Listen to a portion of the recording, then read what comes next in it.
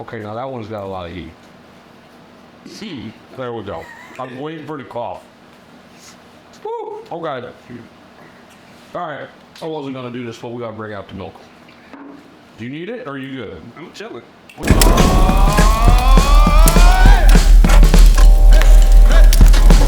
Welcome to the Panther Hot Ones. I'm Team, and I'm with Chef Tim. So, it's my shop teacher, and I will be asking him a few questions while we eat hot wings. Sure. And the hotter it get, the more spicy the question. Amen. Let's do it. I'm ready. I've been ready for a year and a half. Let's go. All right, so we want to take a bite of the first one? Yeah. What do you got? Show me which sauce we're doing. We got the Panther Poblano, Panther Poblano. made by the shop itself. Made by the shop. The kids made it, right? You guys did. Okay. Just because it's green doesn't mean it's bad, right? Okay. There we go.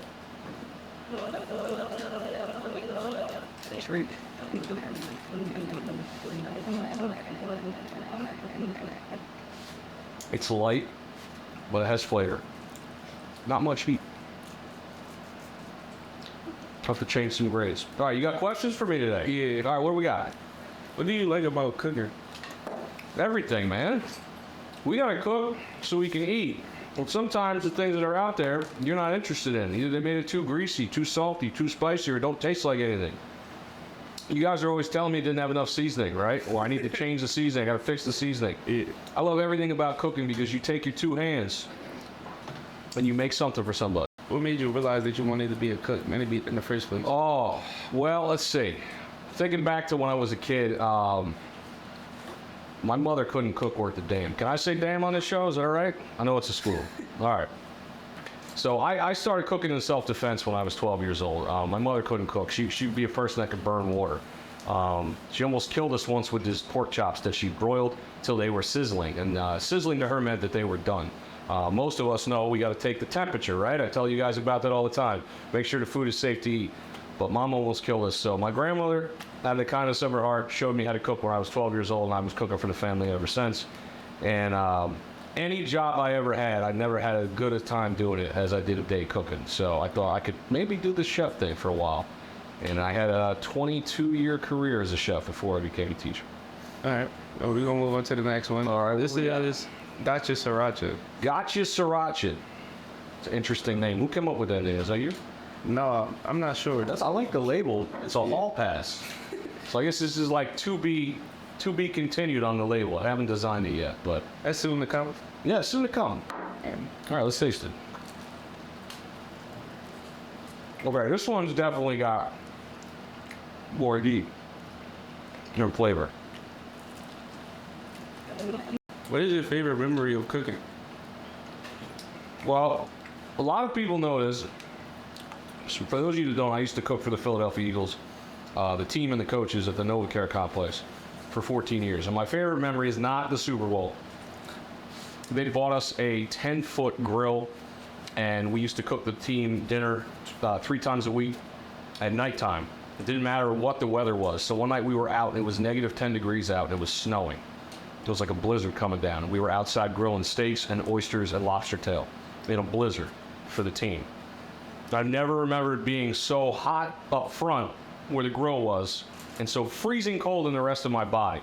But I was searing those steaks and I see the flames come up and I was just like, there's nothing better than this, you know? It was a great piece of equipment, really good food. Didn't matter that it was negative 10 degrees. I was doing what I loved. So those are my two. What is your favorite memory of like your whole cooking career? It's gonna be a tough one, man.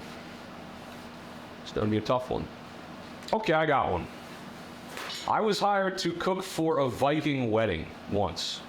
The people who were getting married were of Scandinavian descent. They wanted to do a Viking wedding, so they came dressed up in costume, right? I'm talking like swords and battle axes, okay, and helmets. And the one guy had a hawk on his shoulder, and I was supposed to bring reindeer meat. Now, you can get reindeer in this country, but for the most part, you can only really get it in certain parts of the country. I definitely couldn't get it in northern New Jersey. So I just went to the market and I bought a really good piece of steak and I cooked it over an open bonfire and I gave it to these people and I said I got the best reindeer meat straight from Norway from it, which was obviously a lie. But they thought it was great. They all started howling like Vikings and clashing their swords together, and it was just a really, really funny memory for me. But it taught me something, and that is, if you are a chef, you should never really fib about the product that you're serving. I mean, it was something fun I did for a wedding where most of the people were pretty hammered anyway, but for the most part, you want to represent your food as what it actually is. You don't want to tell somebody they're getting a lobster if they've got a piece of cod in front of them. So that's probably one of my favorite memories for cooking. All right, we're going to move on to the next one. Next wing, what do we got? Which one's this, buddy? This is the Habanero Fall Sweet. Ooh, Made by our class. the flagship sauce, the one that started it all. This is Lon's favorite sauce, right? I'm pretty sure. I think he said that. How did you become a teacher at Mastbaum? I kind of fell into it, really. COVID hit, and like everybody else, I was home. I wasn't working. And my wife, for years, had said, you know, you work all these hours, you're missing your son growing up, you're missing spending time with the family. You've been home a while with COVID, and it's just spicier than our usual blend. Yeah. She said, maybe you want to try, there's an opening for a chef in the school district. Maybe you ought to go out for it. So I applied just to see what would happen. Next thing I knew, I had the job. Is your wife your biggest motivator? Like, who is your biggest motivator? I would say my wife and my son. That's a great question, because you could be motivated by a lot of stuff in life. You can be motivated by money, right? Power. But sometimes family is something you don't realize that is that important until you miss it. Yeah. You know, I was working all the time at the Eagles. It was a great job, but the hours just, that was it. That was my whole life. And to finally be home during COVID and spend time with the family is something I never had in 20 years of work. Was it a surreal experience for you? Yeah, it was. To like actually be home and be around them, you know, and to have a schedule like you guys have where I could see family after school every day. I could have a summer vacation. I haven't had summer vacation until I took this job. I had a summer vacation in 22 years, you know? So yeah, it was really surreal. But I'm glad my life changed. Yeah. All right, we're going to move on to the next one. Moving on, you doing all right with it? Yeah, I'm sorry. All right. This is a Wheatley's curry sriracha. Curry sriracha. Oh. Who's that guy from the East? Brooklyn. Okay, that's a ways away from Kensington. All right. Wheatley's curry sriracha. What is the worst job you had? Oh. Okay, I got to pick through some of them because I had a lot. Oh. Right, what worst job did you think of? When I was 16, I got my first job at a ice cream shop that had a mini golf place attached to it. And the owner was a real piece of work. He didn't follow Serve Safe. Okay, for people that don't know what Serve Safe is, I teach the kids. It's our certification for culinary arts. We teach them to serve safe food to their customers to make sure everything's the right temperature, everything is cooked properly. This guy was not about that. He used to have me leave scooping ice cream and go out and pick rocks off the mini golf course on my hands and knees because the bastard was too cheap. Can I say that? Yeah, the bastard was too cheap to buy a broom. And then have me come back in and start scooping ice cream. I said, hey man, I want to wash my hands first. I've been out, you know, picking through rocks and stuff. No time, start scooping ice cream. And that just didn't sit right with me. It was the first job I ever had. I quit it after 2 weeks. How was you treated by him, like, as a person, like, individually? I was a pain in the butt. He was on everybody's case, always screaming they weren't making enough money, threatening to close the place down, fire everybody at least once, twice a week. How do you feel about that? Would you respond well? No. Cool. I like this one. The curry, that's pretty good. Okay. What is the... Oh, we're going to move on to the next one? Oh, we're going to move up? Okay. Yeah. This is a hot sauce chili for habanero. Chili habanero. Why is it black? I don't know. What's it say here? Black label reserve.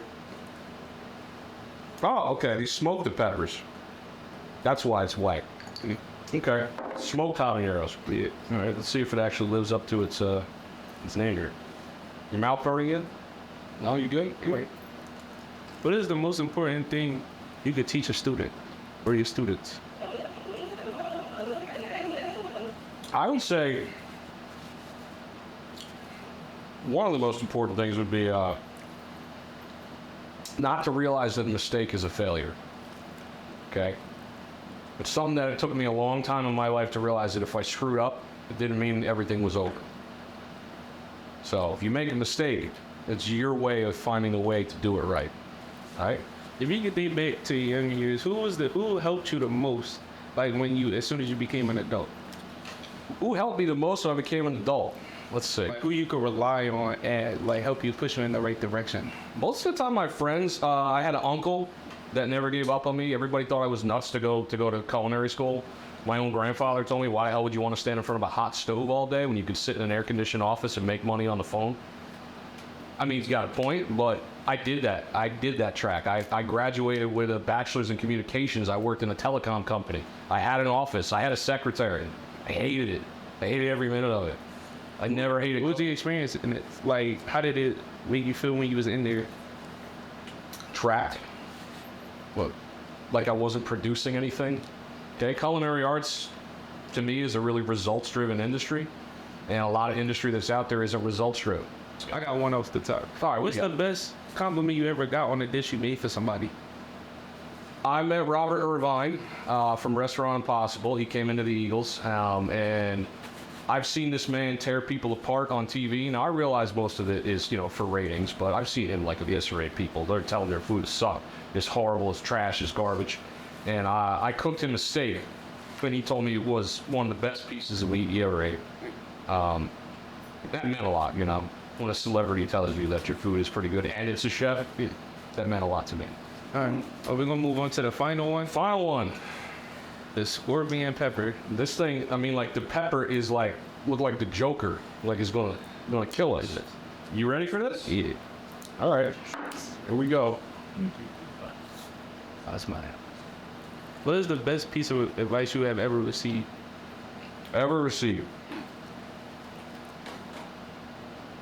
My father told me the day I graduated from college that no matter how smart I was or how much money I made, if I ever left a job unfinished, I would never realize my true potential. So the best piece of advice I ever got, if I can simplify that, would be don't leave something undone. Always try to finish the job that you're doing. Always follow through. And do it the right way. Don't do it the easy way, because it's easy. Okay, now that one's got a lot of heat. There we go. I'm waiting for the cough. Woo! Okay. All right. I wasn't gonna do this, but we gotta bring out the milk. Do you need it, or are you good? I'm chilling. Well, you eat this stuff all the time, huh? You got me. You got any other questions? You don't teach us how to cook this stuff. Yeah, I do. Final question. What's your credit card information? Say it again one more time. What's your credit card information? Credit card information, is that on there? 1, 2, 3, 4, 5. And it says Sykeem Broadman right at the bottom. It's been a pleasure, brother. Thank you so much. No problem. Oh, God damn. Ooh, there we go. Now it's kicking in. Sure you don't want the milk? All right. Your face says otherwise. Yeah. I see you folded already. No, I'm just smart enough to drink the milk. You might fold later, though. I'm chiller. All right. Thank you for watching the Hot Ones. Appreciate you, Chef Tim, for being a guest. Appreciate you. Good 3 years spent together. Proud of you, man.